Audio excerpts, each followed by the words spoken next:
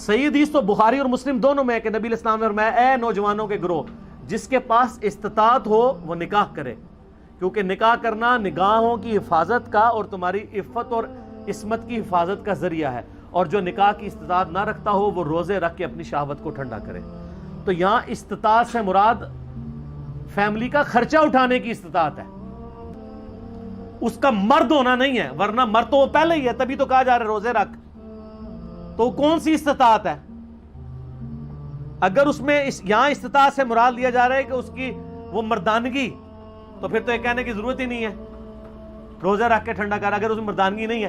یہاں استطاعت سے مراد کون سی استطاعت ہے؟ کہ اس کے اندر یہ استطاعت ہو کہ وہ شخص خرچہ اٹھا سکتا ہو، اگر وہ خرچہ نہیں اٹھا سکتا تو اس کو کوئی حق حاصل نہیں ہے صحیح کہ وہ شادی کرے، اور وہ مصیبت ڈال دیتے ہیں، مطلب اپنے ماں باپ کو بھی، دو خاندانوں میں الٹا مصیبتیں شروع ہو جاتی۔ لیکن اگر کسی کے ماں باپ فائنینشلی سٹرونگ ہیں اور وہ اپنی اولاد کے بعد کے خرچوں کو چلا سکتے ہیں، جیسے جو لوگ نسلاً امیر چل رہے ہیں، ادھر تو کوئی اور وجہ نہیں بننی چاہیے شادی لیٹ کرنے کی، اگر ہے تو فوراً اولاد کے حوالے کر کے ان کو سیٹل کروائیں، اور ان کے یہ والے معاملات جو ہیں وہ تاکہ آگے اس لیول پہ نہ نیگیٹیولی جائیں۔ جی ٹھیک ہو گئے؟ جزاک اللہ جی۔ علی بھی اگلا سوال ہے، ہمارے معاشرے میں مروجہ حلالہ تو حرام ہے، اس کے برعکس اگر کوئی عورت دوسری شادی کر کے بلا وجہ خلا یا طلاق لے کر پھر سے پہلے خاوند کے پاس آنے کا ہیلا کر لے تو پھر کیا حکم ہوگا؟ ایک وہ پاکستانی عورت ہے جنہیں کیسا وڈا لالا کڈیا ہے، یہ آج تک لالا ہے کدھر لکھا بھی نہیں ہوا۔ سنن ابن ماجہ میں حدیث ہے، حلالہ کرنے والے پر اور کروانے والے پہ اللہ کی لعنت، نبی صلی اللہ علیہ وآلہ وسلم نے لعنت فرمائی ہے۔ یہ حلالہ کا لفظ بھی ویسے عجیب و غریب ہی شروع ہو گیا اور اس کو لوگوں نے یوز کیا، قرآن حکیم میں حلالہ کا لفظ نہیں ہے، یہ فقہا نے ٹرم ڈیوائز کی ہے۔ جی وہ سورہ بقرہ میں آتا ہے نا کہ اگر مرد و عورت کا آپس میں یعنی 3 طلاقیں ہو چکی ہیں، اب بائی چانس وہ عورت کسی اور مرد کے ساتھ شادی کرتی ہے، وہ مرد مر جاتا ہے یا اس کو طلاق دے دیتا ہے اپنی مرضی سے، پری پلانڈ نہیں، وہ تو لعنتی ہے، اور بعد میں پھر اس کو خیال آتا ہے کہ میں پچھلے مرد کی طرف چلی جاؤں، تو اس کا جواز موجود ہے۔ اس کو انہوں نے حلالہ ایک ٹرم ڈیوائز کی، اس کے بعد پھر شرعی حلالہ، پھر غیر شرعی حلالہ، پھر حلالہ نکالنے والے مولوی آگے میدان عمل میں، اور پھر ایک رات کے نکاح شروع ہو گئے۔ یہ پورے کا پورا تماشا اس کی بنیاد پہ، حالانکہ میں آپ کو بتاؤں حنفی فقہ جو ہے نا وہ بھی اس طرح کے حلالوں کو جائز نہیں سمجھتی ہے۔ علیحدہ بات ہے کہ حلالہ نکالنے والے سارے مولوی حنفی ہیں، یعنی بریلوی اور دیوبندی، لیکن ان کی فقہ نہیں مانتی اس کو کہ پری پلانڈ حلالہ کریں، تو یہ نکالتے کیوں ہیں حلالے؟ پھر ایک ایک رات کے نکاح، ہمارے جیلوں میں کتنے مولوی ہیں جنہوں نے حلالے نکالے ہیں اور نکلوائے ہیں،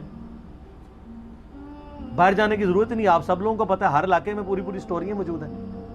اب رہ گئے یہ عورت، اس کے لیے حکم یہ ہے کہ سنن ابی داؤد میں، جامعہ ترمذی میں حدیث ہے کہ جو عورت بغیر وجہ کے اپنے خاوند سے طلاق لے لے یا خلا لے، وہ جنت کی خوشبو بھی نہیں پائے گی۔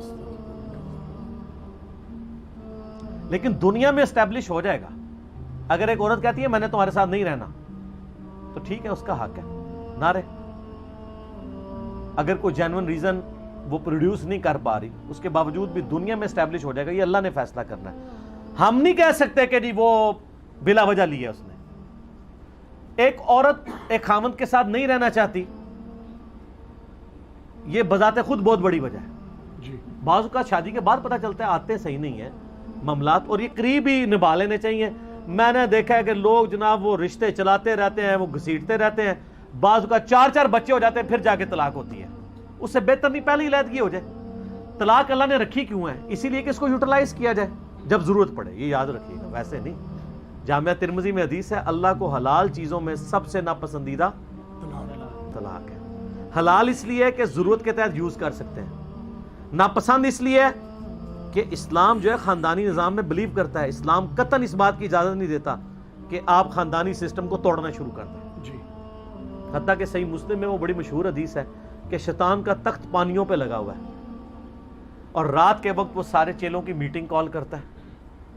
وہ جو میں نے کہا تھا ہو سکتا ہے وہ برمودا ٹرائنگل پہ جو چیز غائب ہوتی ہے وہ شیطان کا تخت ہی لگا ہوا وہاں پہ۔ تو وہ سارے شتونگڑے آ کے نا، اس کے جو چیلے رات کو آ کے اس کو شام کو بتاتے ہیں کہ آج ہم نے کسی سے چوری کروائی، کسی سے زنا کروا دیا، کسی سے فلاں برائی کرائی، کسی سے فلاں، تو وہ سنتا رہتا ہے۔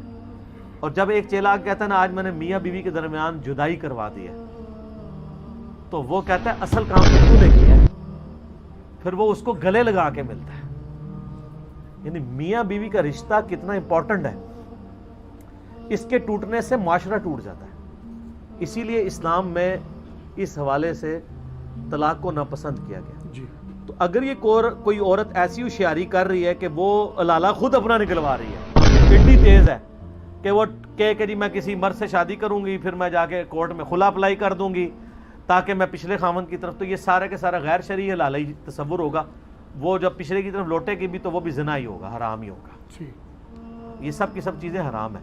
وَأَنْتُمْ تَعْلَمُونَ، لیکن دنیا میں یہ چیز اسٹیبلش ہو جائے گی، اس لیے کہ کسی کے دل کا حال تو میں نہیں پتا نا۔ بے شک کوئی دنیا میں قاضی یہ جج تو نہیں کر سکتا کہ اس نے پلان کر کے کیا یا واقعی ہوا ہے، صحیح دنیا میں اسٹیبلش کیا جائے گا۔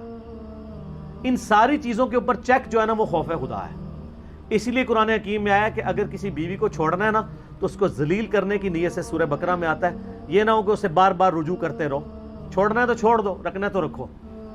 کیونکہ دنیا میں آپ کوئی اس طریقے سے قانون نہیں بنا سکتے جو 100% پرفیکٹ ہو جب تک کہ خوف خدا اس میں شامل نہ ہو۔ جی اللہ کی شریعت کے قوانین بھی خوف خدا کے بغیر پرفیکٹ نہیں ہے، ورنہ ایک شخص کہتا ہے جی میں نے اپنی بیوی کو طلاق، اس نے دل میں سوچا میں نے اسے چھوڑنا ہے، ایک طلاق دے، 90 دن پورے ہونے سے ایک دن پہلے رجوع کر لے، اور رجوع اس لیے نہیں کیا کہ میں نے بسانی ہے، اس لیے کہ اسے پھر 2 ہفتے رکھ کے پھر ایک اور طلاق پھینکوں گا، پھر 90 دن اس کو ذلیل کروں گا، پھر 89 والے دن پھر میں رجوع کر لوں گا۔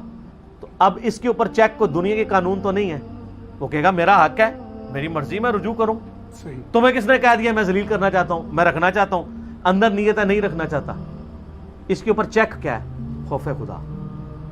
دنیا میں جتنے شریعت کے قوانین ہیں ان کے اوپر بھی چیک خوف خدا ہی ہے۔ وَأَنْتُمْ تَعْلَمُونَ، تم جانتے تو ہو۔